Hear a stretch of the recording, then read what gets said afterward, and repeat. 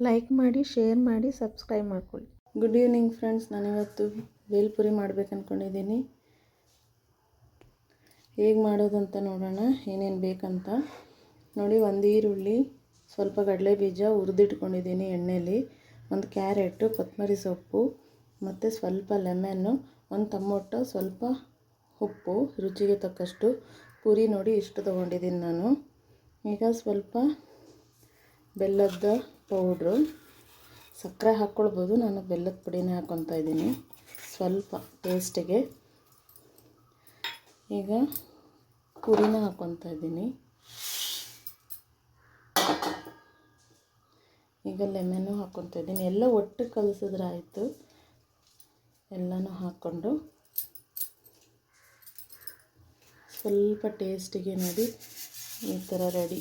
ಚಿರುಮುರಿ ಇದು ಹಾಕ್ಕೊತಾ ಇದ್ದೀನಿ, ಚೋಚು ಹಾಕ್ಕೊತಾ ಇದ್ದೀನಿ. ಈಗ ಚಿಲ್ಲಿ ಪೌಡ್ರ್ ಹಾಕ್ಕೊಳ್ಳೋಣ. ಅದನ್ನು ಸ್ವಲ್ಪ ಎಣ್ಣೆಯಲ್ಲಿ ಸ್ವಲ್ಪ ಇದು ಮಾಡ್ಕೊಳ್ಳೋಣ, ಬಿಸಿ ಫ್ರೈ ಮಾಡ್ಕೊಳ್ಳೋಣ. ನೋಡಿ, 1/4 ಸ್ಪೂನು ಚಿಲ್ಲಿ ಪೌಡ್ರು, ಅದನ್ನು ಇದಕ್ಕೆ ಹಾಕ್ಕೊಂಡು ಸ್ವಲ್ಪ ಎಣ್ಣೆ ಬಿಸಿ ಆಗೋವರೆಗೂ ಹಾಕ್ಕೊಂಡು ಸ್ವಲ್ಪ ಅದನ್ನು ಹಸಿ ಹೋಗೋ ಥರ ಫ್ರೈ ಮಾಡ್ಕೊಳ್ಳಿ. ಹಸಿ ಸ್ಮೆಲ್ಲು ಹೋಗೋ ಥರ ನೋಡಿ, ಈ ಥರ ಲೈಟಾಗಿ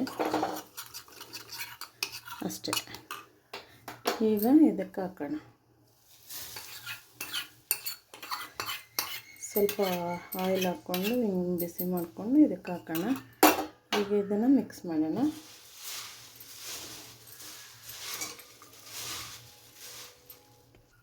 ಈಗ ರೆಡಿಯಾಗಿದೆ ನೋಡಿ, ರೆಡಿಯಾಗಿದೆ. ನೀವು ಮಾಡಿ ಟ್ರೈ ಮಾಡಿ ಹೇಗಿದೆ ಅಂತ. ತುಂಬ ಸಿಂಪಲ್ಲಾಗಿದೆ.